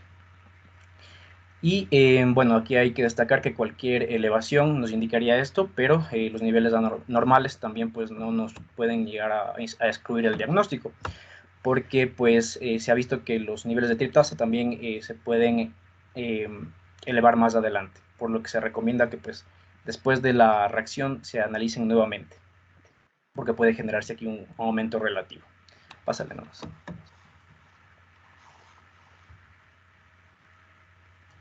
Perdón, regreso nomás, me olvidaba de otros valores del laboratorio que también se destacaban en la guía, que pues es la tasa de cimentación de eritrocitos, la proteína C reactiva, que pues también pueden verse anormales, pero como sabemos pues son pruebas inespecíficas. Ahora sí, pásale nomás. Bueno, a continuación les mencionaré brevemente a las pruebas in vitro, ya que pues la mayoría de las pruebas de estas pruebas no se realizan en la práctica clínica habitual y que solo se usa en investigación sobre todo. Aquí igual vamos a tener pruebas in vitro para reacciones inmediatas y también para tipo retardado. Para reacciones de tipo inmediato pues tenemos a los inmunoensayos como la prueba de la radioalergoabsorción, también al ensayo de inmunoabsorción ligado a enzimas, que pues también se ha utilizado para una variedad de IG específica a fármacos, pero como les digo, solo en entornos de investigación sobre todo, por lo que su uso es limitado en la práctica clínica habitual. También la citometría de flujo, que pues esta evalúa sobre todo la activación de los basófilos inducido por los fármacos mediante pues el aumento de marcadores de superficie como el CD63. Y bueno, lo que se ha visto que pues estas pruebas no se han estandarizado todavía, por lo que también su utilidad puede llegar a ser limitada. Y en las pruebas in vitro para reacciones retardadas tenemos sobre todo la prueba de transformación o activación de linfocitos, en las que pues se basa en un cultivo, ¿no? En el que pues se observa la proliferación de células T en presencia de alérgenos farmacológicos. Se piensa que pues estas pruebas pueden llegar a ser valiosas, pero las únicas desventajas que se ha visto pues es que es difícil de reproducir, de realizar con precisión, y tampoco están disponibles comercialmente para replicarlas y no se han estandarizado. Pásale nomás. El último paso, y que se considera el gold estándar para el diagnóstico de las reacciones por hipersensibilidad a fármacos, es la prueba de provocación con los fármacos. Esto pues también se puede utilizar tanto en pacientes con antecedentes de reacciones inmediatas y tardías. Y Se usan como último paso, como les menciona, y también cuando las pruebas previas, las cutáneas, no están disponibles o pues son negativas. Consiste, pues, como su nombre lo dice, en la readministración de un medicamento en un paciente, pero de forma graduada y también bajo observación.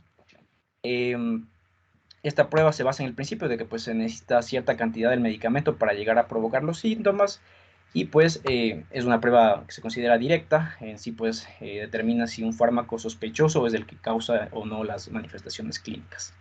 Un punto aquí a tomar en cuenta es que pues solo se usa en pacientes que pues según el historial y las pruebas de diagnóstico cutáneas in vitro anteriores, se ha visto que pues este paciente es poco probable o improbable que sea alérgico a un medicamento determinado. El propósito en sí de la prueba no es confirmar la sospecha, sino descartar la sospecha. Esta prueba, por los riesgos que puede tener, debe ser realizado igual por personas con alta experiencia, capacitados, y que pues sepan el tratamiento de reacciones por hipersensibilidad grave. Algo que también a mencionar en este punto, pues es que se ha visto que pues, la administración oral del fármaco en la provocación tiene un riesgo menor de generar reacciones adversas que las vías parenterales, por lo que pues cuando sea posible se prefieren la administración orales. En cuanto a las contraindicaciones de la realización de esta prueba, pues no se debe realizar en un paciente con una respuesta positiva. Como les digo, pues el único motivo o objetivo de esta prueba es para descartar, no para confirmar. Y otras contraindicaciones como la dermatitis ampollar, desprendimiento de la piel en el paciente, reacciones graves de hipersensibilidad generalizada y dermatosis también más leves como puede ser el eritema multiforme. Pásale, Max. Ya, igual que las pruebas anteriores vistas, tiene protocolos específicos para reacciones de tipo inmediato y para tipo tardío. Para las reacciones de tipo inmediato, el desafío o la provocación puede consistir en la administración de una dosis estándar única, seguida pues de un periodo de observación que pues aproximadamente suele ser de 1 hora. Sobre todo pues para pacientes que nosotros tengamos la seguridad, por así decirlo, de que no tiene una verdadera alergia al medicamento. Y si no tenemos esta seguridad, pues se debe llevar esta prueba con más precaución. Ahí sí pues administran gradualmente las dosis de manera escalonada y creciente. ¿Cómo se hace esto? Pues se la hace, hay dos protocolos. Tenemos la de 2 pasos, que consiste pues en administrar 1/10 de la dosis, y después pues con 1 hora de diferencia la dosis completa y después 1 hora de observación. Aunque también pueden haber más pasos, puede también realizarse con el desafío de 3 pasos, que sería pues una dosis de 1/100, después de 1/10, después de una completa con intervalos de 1 hora y después la hora de observación, que siempre se debe hacer. Algo que hay que destacar en este punto es que pues hay que tener cuidado que las provocaciones graduadas de forma escalonada pues que tengan un número excesivo de pasos pueden llegar a convertirse en una desensibilización de fármaco. Hay que tener cuidado en esto, que ya nos explicarán igual más adelante que es esto de la desensibilización. Entonces, si la provocación farmacológica es negativa, en sí se descarta la alergia, por lo que pues al paciente puede serle administrado el medicamento específico. Ahora, por otro lado, los pacientes con antecedentes de reacciones tardías la única diferencia es que pues, pueden necesitar que el desafío se prolongue por varios días. Aquí hay controversias, no se llega en sí a un acuerdo de cuánto debe durar la provocación en este tipo de reacciones tardías. Se dice que de 5 a 10 días o del número que pues, el paciente en la reacción inicial llegó a presentar los síntomas. Son usadas para los pacientes que tuvieron una reacción como erupciones maculopapulares. Y pues si los pacientes con reacciones graves no mediadas por IgE no son candidatos para la provocación farmacológica, deben evitar estrictamente pues, el uso del fármaco. Pásale nomás. Ya, por último, aquí les traje pues el resumen en sí de todo el enfoque diagnóstico que les he presentado para que no se olviden. Nos basamos en estos 4 pilares, ¿no? La historia clínica, las pruebas in vitro de laboratorio si están disponibles, y si no, pues tenemos las pruebas cutáneas y las pruebas de provocación de medicamentos en ese orden. Y pues ya les expliqué. Si tenemos una historia sugestiva de un tipo de de reacción específica, pues usamos las pruebas cutáneas específicas para ese tipo de reacción. Y si estas son negativas, ahí se llega a la prueba de provocación de drogas, si no, no. Y si esta prueba de provocación de drogas es negativa, pues se considera que el paciente no es alérgico y puede serle administrado el medicamento. Pásale, por favor. Bueno, ahora vamos a hablar acerca del tratamiento. La primera acción en cualquier tipo de reacción de hipersensibilidad, sea inmediata o tardía, es suspender el medicamento que presuntamente estaría causando el cuadro. El tratamiento de las reacciones inmediatas se va a realizar dependiendo si es una reacción grave o no grave. En las reacciones no grave, es decir, con manifestaciones cutáneas leves, se pueden usar antihistamínicos. Por ejemplo, se pueden usar preparaciones parenterales si es que los pacientes, si es que el médico desea que en el paciente sea el medicamento actúe de una manera rápida y que se encuentre en urgencias. Por ejemplo, se puede usar la difenidramina, que es un antihistamínico H1. Esta se da en dosis para adultos de 25 a 50 miligramos, administrado por vía intravenosa o vía intramuscular cada 4 a 6 horas. Y en niños se puede dar de 0,5 a 1,25 miligramos sobre kilogramo, intravenoso o intramuscular, igual cada 6 horas, según sea necesario o hasta que los síntomas desaparezcan. En las reacciones graves donde ya se presenta anafilaxia, primero se debe aplicar el manejo de emergencia, incluida la seguridad de las vías respiratorias, mantener la circulación y también el uso de ciertos medicamentos. Los fármacos de primera línea van a ser la epinefrina intramuscular en dosis de 0,3 a 0,5 mililitros cada 5 minutos. En adultos o en niños de 0,01 miligramos sobre kilogramos y hasta llegar a una dosis máxima de 0,3 miligramos. Si se produce un paro cardiorrespiratorio, se debe instituir de inmediato la reanimación cardiopulmonar. Como la intervención de segunda línea, se debe dar alto flujo de oxígeno para los pacientes que tengan inestabilidad cardiovascular. También se debe dar apoyo con líquidos, que debe iniciarse de inmediato. Y además se pueden complementar con agonistas beta-2 de acción corta, inhalados, para aliviar si es que existen síntomas de broncoconstricción. Y las intervenciones de tercera línea incluyen antihistamínicos H1, como la difenidramina, en las dosis que le mencioné, pero administrada en 5 minutos, o antihistamínicos H2, como la famotidina, 20 miligramos vía intravenosa, administradas durante 2 minutos. También se puede aplicar glucocorticoides, como la metilprednisolona, 125 miligramos intravenosa, y los corticoides sistémicos pueden usarse para prevenir la fase tardía en la anafilaxia aguda y para prevenir o tratar el angioedema asociado y la inflamación de las vías respiratorias bajas. Después de esto se recomienda observar al paciente por lo menos de 6 a 8 horas en caso de que haya un compromiso respiratorio y por lo menos de 12 a 24 horas si es que el paciente presentó hipotensión. Pásale, por favor. Bueno, continuando ahora con el manejo de las reacciones no inmediatas, al igual que en las inmediatas, depende si es una reacción no grave o una reacción grave. En las reacciones no graves se pueden usar igualmente antihistamínicos. En las reacciones graves se necesitan medidas más específicas dependiendo del cuadro, ¿no? Entonces, estas medidas específicas se van a aplicar dependiendo de la clasificación de las DHR, el tipo de medicamento y también el tipo de la reacción. Cuando es una reacción no alérgica, por ejemplo, en el síndrome del hombre rojo por la vancomicina, o es una reacción de tipo 1, como por ejemplo la anafilaxia en respuesta a penicilinas, se puede usar epinefrina en 0,5 miligramos intramuscular. También se pueden usar bloqueadores H1 como dimenhidrinato en dosis de 62 miligramos intravenosa. También bloqueadores H2 como la ranitidina en dosis de 150 miligramos por vía intravenosa. También glucocorticoides como la prednisolona en dosis de 500 miligramos intravenosa. Y también se puede aplicar ventilación o coniotomía, que en sí es la apertura en la membrana cricotiroidea, pero esto solo se aplica en situaciones muy urgentes cuando ya hay una asfixia inminente. Pásale, por favor. En las reacciones tipo 2, por ejemplo, la anemia hemolítica o la trombocitopenia en respuestas a penicilina, lo que se hace aquí es sustituir los componentes sanguíneos, además de retirar el fármaco. En las reacciones de tipo 3, como en la nefritis en respuesta a las penicilinas, se pueden usar glucocorticoides o también antiinflamatorios o moduladores inmunitarios junto con la administración de volumen. En cuanto a las reacciones tipo 4, en la tabla solo se muestran dos, que no son tan comunes y graves, pero más adelante voy a ahondar un poquito más en las reacciones más graves que pertenecen a este grupo.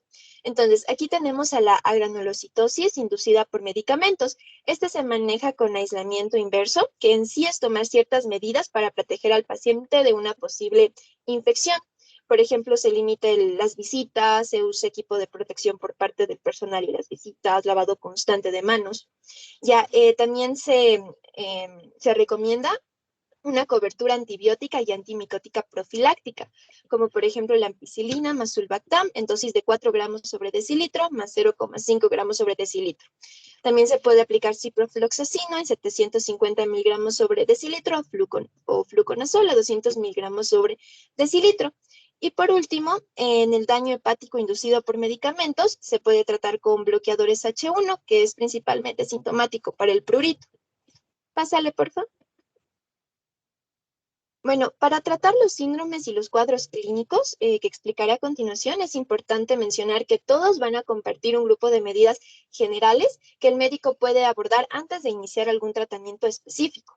Estas medidas son el retiro del fármaco, los cuidados de apoyo y el tratamiento sintomático según sea necesario.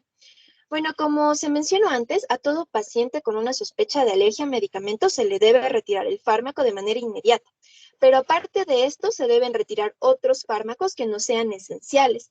Además, debe evitarse introducir nuevos medicamentos, incluido el uso empírico de antibióticos, porque puede haber una posible reactividad cruzada con el nuevo medicamento. Si el medicamento es esencial, se debe cambiar por otro. Por ejemplo, si la reacción fue causada por carbamazepina u otro anticonvulsivo aromático, se puede cambiar por un agente no aromático, como el ácido valproico o el topiramato. Los cuidados de apoyo van a incluir fundamentalmente el soporte de líquidos, de electrolitos y la nutrición.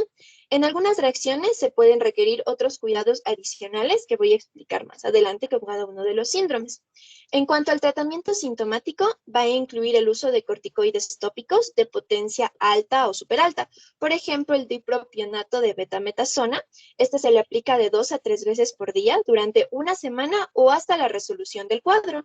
También se pueden usar antihistamínicos, por ejemplo, la difenhidramina en la dosis que le mencioné, de 25 a 50 miligramos por vía oral, cada 4 a 6 horas, para adultos y niños mayores de 12 años, o también de 12,5 a 25 miligramos, igual por vía oral, cada 4 a 6 horas para niños de 6 a 11 años, y de 6,25 miligramos por vía oral, cada 4 a 6 horas para niños de 2 a 5 años, hasta que el prurito desaparezca. También, dependiendo del cuadro, se pueden utilizar antipiréticos para la fiebre. Pásale, por favor. Ya, entonces voy a hablar acerca del tratamiento de la reacción a medicamentos con eosinofilia y síntomas sistémicos, por sus siglas 3, de los que ya hablaron mis compañeros. El tratamiento consta de medidas de apoyo y control. Además de las que les mencioné, se va a incluir el cuidado de la piel. Se pueden utilizar emolientes, baños tibios o vendajes húmedos. Si la enfermedad es leve, es decir, que no hay un compromiso de órganos o solo hay un compromiso hepático leve, para el alivio sintomático del prurito y la inflamación de la piel se pueden usar corticoides tópicos de potencia alta o superalta hasta la resolución de la enfermedad, y también se pueden utilizar los antipiréticos. Si la enfermedad es grave, es decir, si hay una afectación de uno o varios órganos, el tratamiento de primera línea va a incluir los glucocorticoides sistémicos como la prednisona o equivalentes a la prednisona en dosis de 0,5 a 1 miligramos sobre kilogramo por día. Esto va a permitir la mejoría clínica y también normalizar los parámetros de laboratorio. Después, estas dosis se deben reducir lentamente durante las siguientes 8 a 12 semanas o más para evitar que existan recaídas. Las terapias de segunda línea van a incluir a la ciclosporina, a las inmunoglobulinas intravenosas y otros agentes inmunosupresores. En cuanto a la ciclosporina, se administra por vía oral en una dosis de 3 a 5 miligramos sobre kilogramo, dividida 2 veces al día durante 7 días.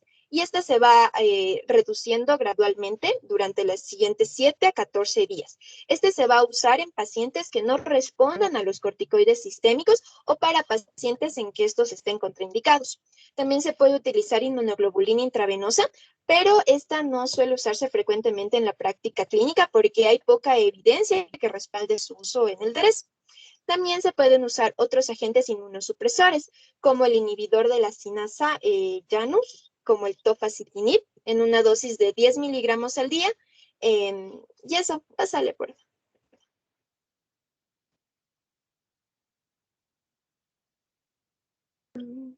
Tal vez ya le pasaste. Ya. Bueno, continuando con el tratamiento del síndrome de Steven-Johnson y la necrólisis epidérmica tóxica, esta, al igual que la anterior, va a incluir cuidados de apoyo que son especiales. Los principios fundamentales de la atención de apoyo van a ser los mismos que para las quemaduras graves y van a incluir el cuidado de las heridas. Esto ya, bueno, es un tratamiento de especialidad, chicos. Esto no es que lo van a hacer ustedes, esto se hace al menos bueno, tanto el DRESS como el Steven Johnson y el NET van a hacer tratamientos de UCI. O sea, estos pacientes están a morir y esto lo va a hacer un intensivista. No vamos a entrar en detalle porque ya se verá, esto no es del objetivo ver esto. El DRESS igual es un tratamiento con mucha mortalidad, o una reacción con mucha mortalidad, y que el tratamiento es hospitalario, porque esto no lo pueden manejar ambulatoriamente, ¿ya? Entonces, pasemos, por favor, ya está bastante bien, me ha gustado mucho la presentación, simplemente pasen al caso clínico que tengan y háganlo rápido, que ya estamos con el tiempo muy prolongado. Y ya tengo que ir a mi casa, que ya ¿qué hora es? Y no voy ni siquiera a mi casa. Listo, entonces terminamos rápidamente con lo del caso clínico. Le pasa a la siguiente. Les hemos traído pues un caso de un paciente pediátrico masculino de 7 años de edad, con antecedentes patológicos personales, que nos menciona el caso que es de pues, apendicitis complicada con peritonitis de 3 semanas antes, para lo que pues en los antecedentes quirúrgicos el paciente fue sometido a una apendicectomía laparoscópica y una posterior laparotomía por obstrucción intestinal una semana después. Pásate, por favor. Bueno, el motivo de consulta en sí, por el cual fue el paciente readmitido de su primera hospitalización, fue erupción cutánea y fiebre.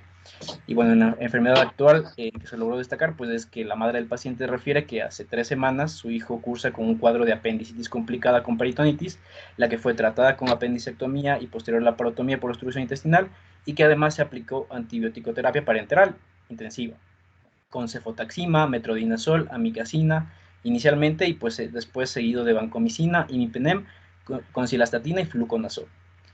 Al siguiente día de su alta hospitalaria inicial, después de 2 semanas de esta alta hospitalaria, pues el paciente presenta vómitos y diarrea, hasta 6 deposiciones sueltas por día. 3 días después presenta fiebre de 38 grados centígrados acompañado con erupción eritematosa que cubría los lóbulos de las orejas, la cara, el torso, por lo que pues es inmediatamente readmitido al hospital. Pásale más. Bueno, al examen físico, al ingreso, se evaluó que pues, el paciente se encontraba en buen estado general y además pues, de la cicatriz quirúrgica que le había quedado, se aparecía pues, en el paciente una erupción maculopapular de color rojo intenso en todo el cuerpo, siendo más grave en la cara. Ahí podemos ver en la imagen de la derecha estas lesiones maculopapulares masivos que nos presentaba el artículo, que pues vemos que cubren la piel del paciente, igual de la cara, pero eso no presentaba el artículo. Ya. Los exámenes de laboratorio que se destacaron fueron eosinofilia, 21%, y proteína C reactiva elevada. Y en el manejo que se realizó en ese momento fue pues la administración de rupatadina, que es un antihistamínico. Pásale, por favor. En cuanto a la evolución del paciente, pues pese al tratamiento en los días siguientes no mejoró. Se observó fiebre de hasta 39 grados centígrados, diarrea, exantema con tendencia a fusionarse. Aquí se destacaba pues el síntoma de Target Shield Syndrome, que es esta erupción con tendencia a fusionarse, y un aumento pues tanto de los parámetros inflamatorios como el de la eosinofilia. La siguiente intervención que se le hizo al paciente fue la administración de cefuroxima y fármacos antipiréticos para la fiebre. Aquí pues los médicos del artículo ya tenían un diagnóstico presuntivo. Pásale, por favor. En los días siguientes, pues se descartaron sobre todo infecciones virales, que son el primordial diagnóstico diferencial que se debe hacer. Se descartó infección por virus de la hepatitis A, B y C, de VIH, citomegalovirus, Epstein-Barr, También se destacó pues, que la ecografía abdominal reveló un ligero agrandamiento del hígado, del vaso y de los riñones, y también presencia de líquido en el peritoneo. También debido a esta organomegalia, pues el perímetro abdominal aumentó, y también en la ecografía cardíaca pues se vio líquido en el saco pericárdico. Entonces, en base a todo esto, pásale una. Solo una. En base a todos los síntomas y signos, ¿alguien me puede decir si ya sospechan de algún síndrome de los que hemos mencionado? No importa que se equivoque.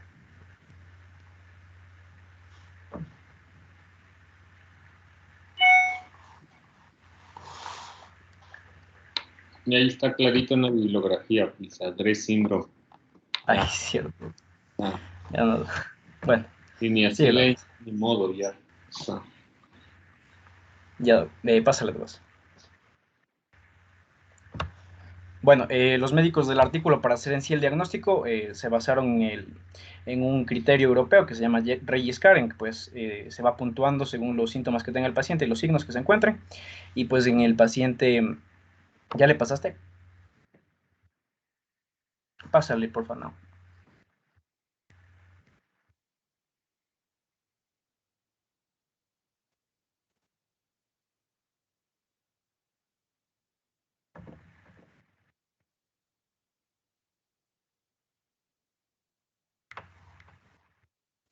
Tal vez si logran ver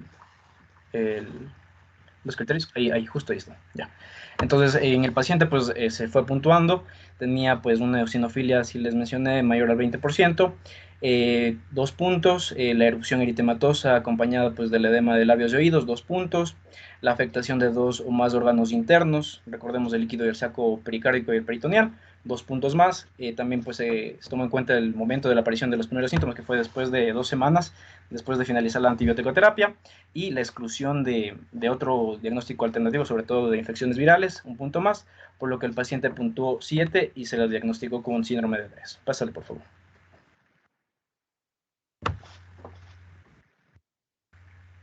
Ya, esperemos a que se pase, y vaya, ahí estamos. En el diagnóstico, después de este diagnóstico que se le realizó, el tratamiento definitivo se lo dio inmediatamente. Se le inyectó metilprednisolona por vía intravenosa durante 8 días. También se equilibraron las alteraciones iónicas del paciente, y por la presencia de líquido pericárdico y peritoneal, pues se le dio espironolactona por recomendación del cardiólogo. Y finalmente, pues en los días posteriores se observó una mejoría clínica en el paciente, se vio una regresión gradual de la erupción de la fiebre, se normalizaron los marcadores de inflamación, el tamaño del hígado del vaso se redujo, y también la cantidad del líquido en los sacos pericárdicos y peritoneal. Por lo que pues el niño fue dado de alta, en buen estado general, y con la recomendación de seguir tomando prednisona oral en dosis reductoras y espironolactona por 7 días más. Pásale, por favor.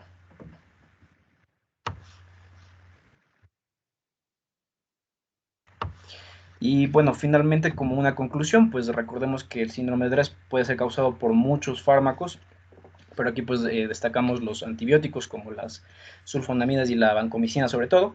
Y pues en nuestro paciente lo que suponieron los médicos del artículo fue que en sí la vancomicina pareció ser el factor que provocó el síndrome de Bres en el paciente. Ya que pues también se apoyaron pues en que los síntomas ocurrieron después de 2 semanas de la terapia con la vancomicina, lo que pues es consistente con los criterios diagnósticos del síndrome de Bres. Y listo, Doc, eso sería todo. Muchas gracias. Ok. Muy bien. Creo que esta es la mejor exposición que han dado. Creo que se merece. Bueno, desde el trabajo que hicieron en la revisión ya estaba bien. Y bueno, con los ajustes que hicieron lo captaron perfectamente. Hubo uniformidad en la exposición, vieron el formato, el orden, la exposición por parte estuvo bastante bien. De hecho, fue una exposición muy, muy, muy completa al nivel de especialidad. Realmente me gustó mucho. A los compañeros hayan puesto atención y aprovechado el esfuerzo que han hecho, chicos. Pero en la charla creo que sí, no tengo por qué negarles el 10 si lo hicieron bien. Para el resto que sirva así a los que les falta, más o menos como guía al trabajo de los chicos, porque realmente desde que presentaron la primera exposición no les hice mayores correcciones, precisamente porque tenían unas buenas fuentes bibliográficas. Simplemente, bueno, algo que a mí me parecía les aporté algo, pero la mayoría fue el trabajo hecho por ellos. Muy bien. Así me gustan estos grupos de gente que se esfuerza. Ok, nos vemos del jueves. Hasta luego. Disculpe una preguntita. Tal vez, ¿cuándo podría ser la revisión del grupo del día jueves? Mañana, si ya no les queda tiempo. Ojalá tengan algo bien hecho. Ya, Doc. Entonces, coordinaríamos la hora que se puede. Ya sabes, tienen que mandarme las charlas, la exposición antes de revisar y ya vemos. Esperemos, yo espero hacer en la mañana mismo. Ok, hagan el resumen igual, bien hecho y ya nos vemos el jueves. Descansen, hasta luego. Listo, gracias. Hasta luego, Doc, gracias. Gracias, Doc.